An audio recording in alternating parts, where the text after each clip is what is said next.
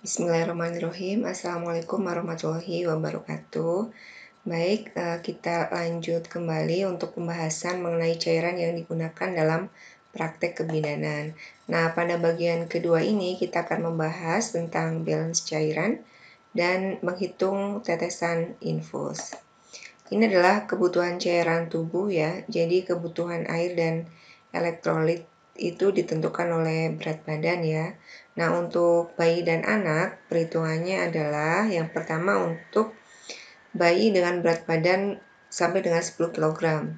Jadi kurang atau sama dengan 10 kg, cara menghitungnya adalah dengan mengalihkan berat badannya dengan 100 ml ya, karena kebutuhan cairannya per hari adalah 100 ml per kilogram berat badan.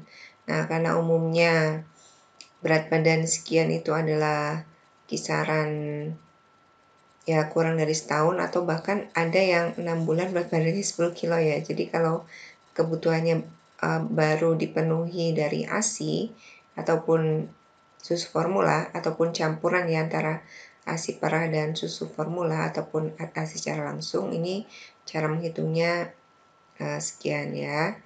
Seperti ini 100 dikali berat badannya berapa. Kemudian untuk yang berat badannya 10-20 kg, cara menghitungnya adalah dengan menambahkan 1000 ml ya, ditambah 50 ml per kilogram BP. Jadi kalau berat badannya adalah 15 kilo, tinggal ditambahkan 1000 ditambah 50 kali 15 ya.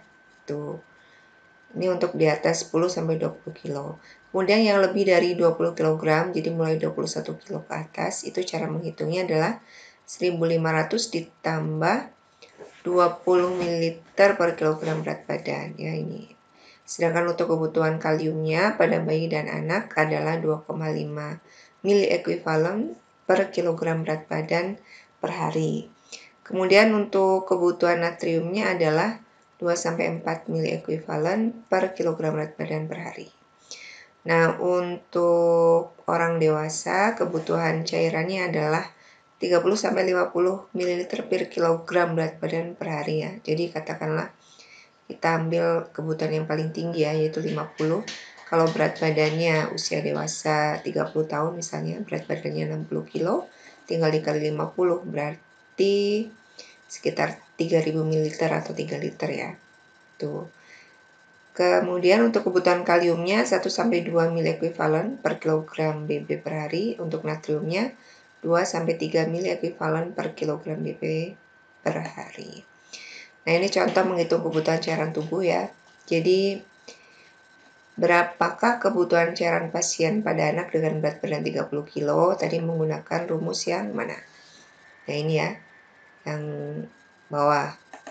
Jadi caranya 1500 ditambah 20 ml per kilogram berat badan dikali 30 kg.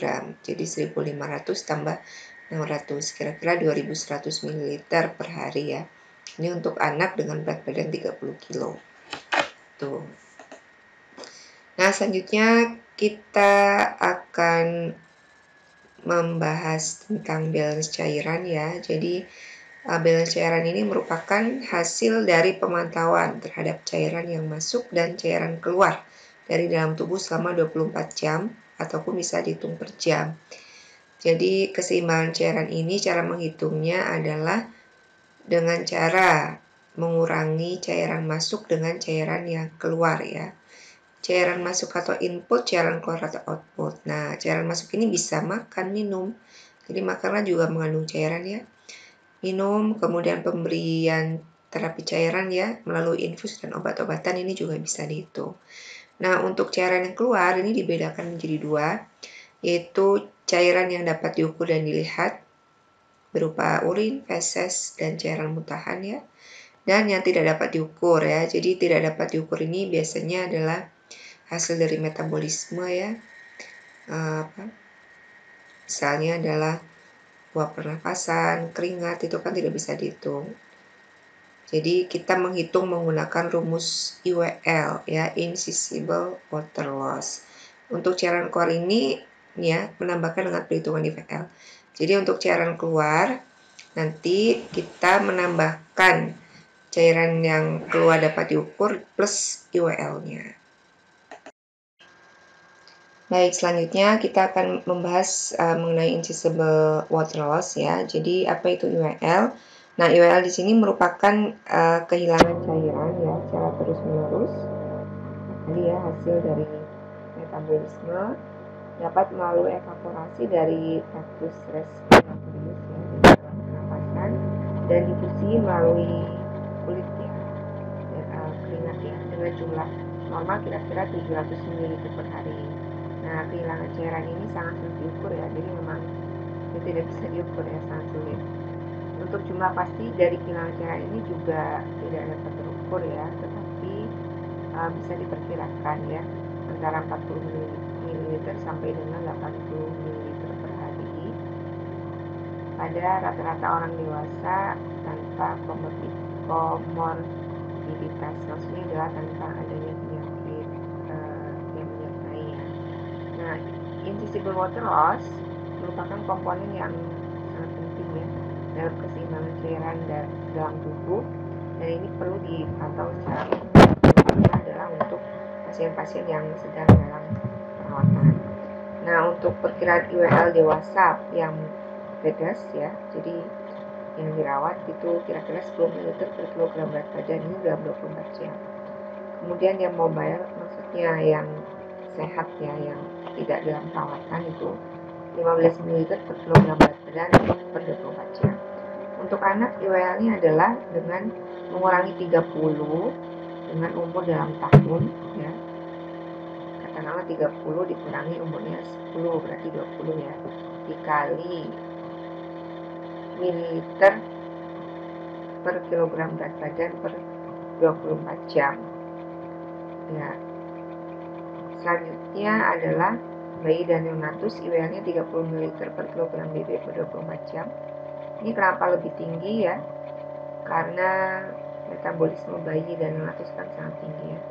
Kemudian untuk yang mengalami kenaikan suhu ya, IWL-nya adalah dengan mengalihkan 10% dari cairan yang masuk dikali jumlah kenaikan suhu berapa derajat ya per 24 jam ditambah IWL normal. Jadi IWL normalnya itu dihitung dulu, kemudian ditambahkan ini ya untuk kenaikan suhunya berapa. Nah, sekarang adalah caranya menghitung balance cairan ya. Contoh nih ya, contoh pertama. Nyonya A berusia 45 tahun, berat badan 65 kg, dirawat di rumah sakit dalam keadaan tidak sadarkan diri. Saya memiliki riwayat penyakit jantung tahun yang lalu. Tekanan darah saat ini 90/60 mm hidrogium, berarti 65 kali per menit, respirasi 22 kali per menit, temperaturnya 37 derajat Celcius. Saat dilakukan pemasangan NGT, cairan lambung merah kehitaman 500 cc, urin 200 cc, ada BAB kecoklatan 100 cc. Diberikan cairan infus 2000 cc per 24 jam, transfusi darah 250 cc, serta mendapatkan terapi antibiotik yang dititipkan dalam NaCl 500 cc per jam. Berapakah balance cairannya? Nah, jadi dari soal ini bisa ditebak ya mana inputnya dan mana outputnya. Ini outputnya ya, dan ini inputnya. Oke, sekarang caranya menghitung. Kita hitung dulu cairan yang masuk. Infus sekian 2000, transfusi 250, terapi 500. Jadi total cairan yang masuk adalah 2750 cc. Untuk cairan yang keluar 500 ditambah 200 ditambah 100, total 800. Nah, ini yang kelihatan, yang nampak. Sekarang kita menghitung IWL yang tidak nampak ya, yang maksudnya tidak bisa dihitung ya. Caranya dengan, karena ini bed rest ya, maka IWL-nya yang 10 cc dikali berat badan 65, jadi 650 cc. Sehingga total cairan keluar di sini adalah 800 ditambah 650, yaitu 1450. Sekarang kita akan menghitung berapa kadar cairannya, apakah positif atau negatif. Harusnya positif ya. Jadi dengan mengurangi CM dan CK, cairan masuk 2750 dikurangi CK 1450, hasilnya 1300 per 24 jam. Jadi ini menghitungnya dalam 24 jam ya. Jadi balance cairan Nyonya A selama 24 jam adalah 1300 cc. Plus ya, berarti plus ya. Ya, ini ya untuk contoh menghitung balance cairan. Saya rasa Anda bisa menghitungnya ya dengan soal yang berbeda. Silakan untuk berlatih ya. Selanjutnya adalah menghitung tetesan infus ya. Jadi yang perlu diperhatikan adalah berkaitan dengan jarum atau vena kateter ya yang dipasang dalam vena kita. Nah itu yang menentukan dia tetesannya apa, faktor tetesannya seperti apa ya. Nanti kita akan familiar dengan yang namanya faktor tetesan. Faktor tetesan adalah jumlah tetesannya ya. Jenisnya apakah dia mikro ataupun makro. Jadi ini tergantung pada vena kateter yang digunakan. Jadi untuk faktor tetesan itu dibagi menjadi dua secara umum, yaitu tetesan mikro dan makro. Mikro ini untuk yang tetesannya 60 tetes dalam 1 cc ya. Ini biasanya digunakan untuk bayi. Jadi hitungannya 1 cc itu 60 tetes.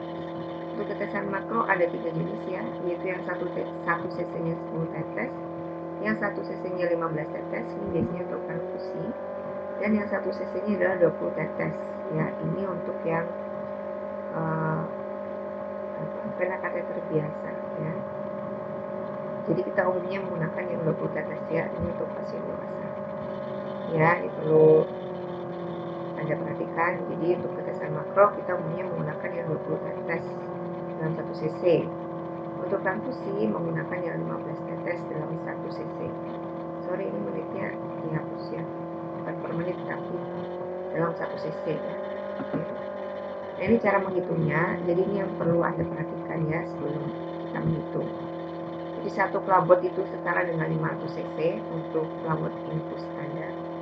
Botol maksudnya, botol infusan itu standarnya 500 cc. Kemudian 1 jam itu 60 menit dan 1 menit adalah 60 detik. Nah, ini perlu diperhatikan.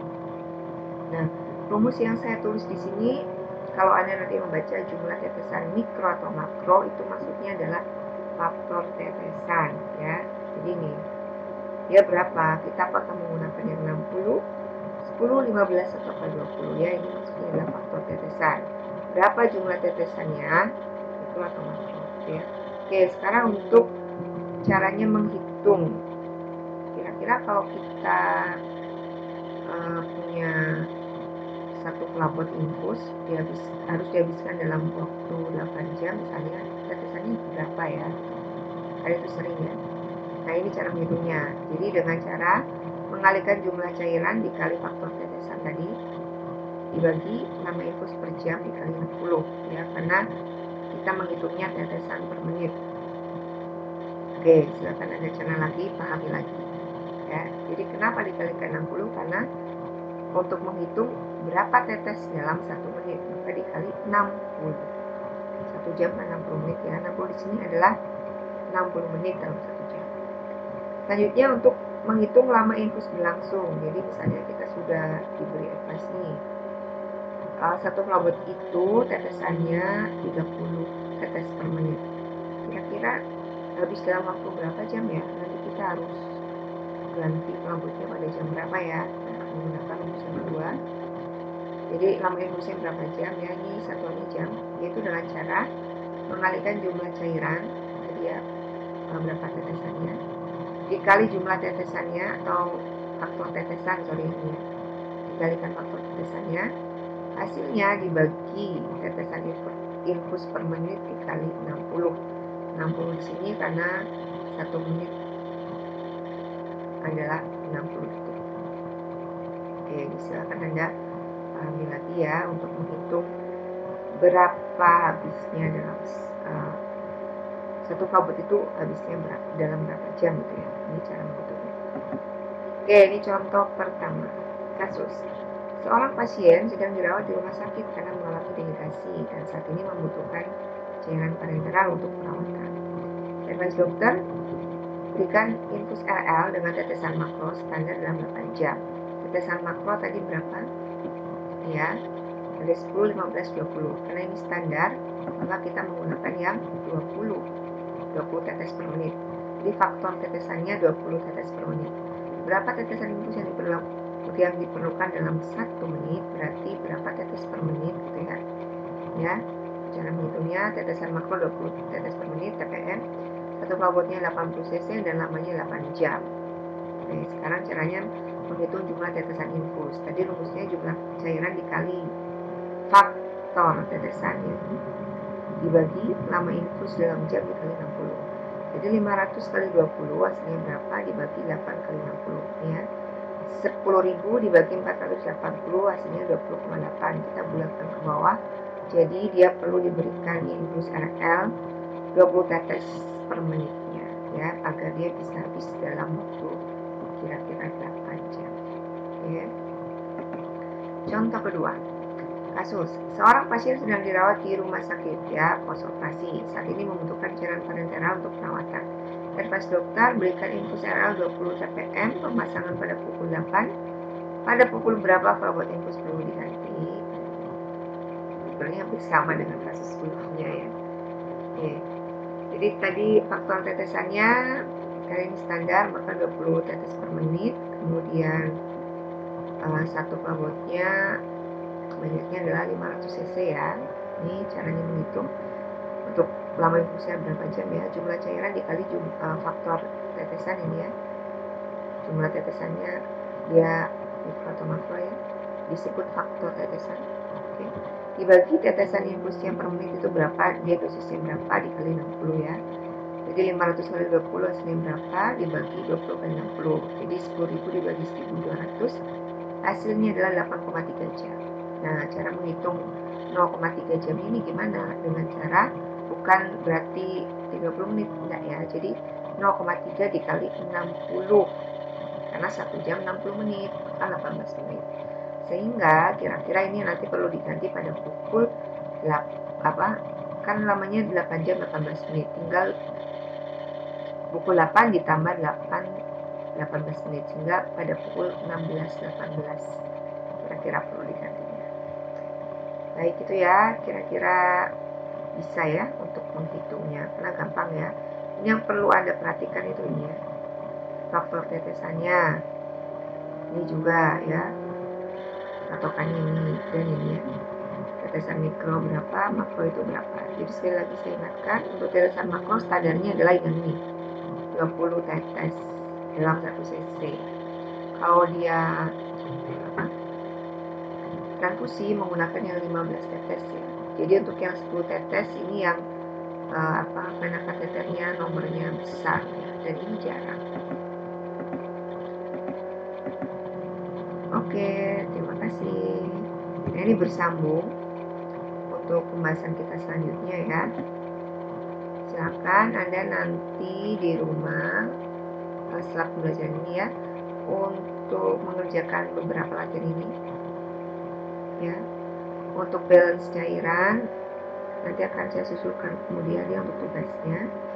Ini silakan Anda kerjakan ya, jadi menghitung nih tetesan makro standar 40 TPM berapa jam habisnya ya. Ada 6 pertanyaan, ini juga saya upload di Google Class untuk penugasan ya. Terima kasih untuk perhatiannya. Mohon maaf atas ketidaknyamanannya karena terdapat gangguan suara ya dari pertengahan slide yang saya tampilkan. Semoga bermanfaat. Selamat berlatih. Terima kasih. Wassalamualaikum warahmatullahi wabarakatuh.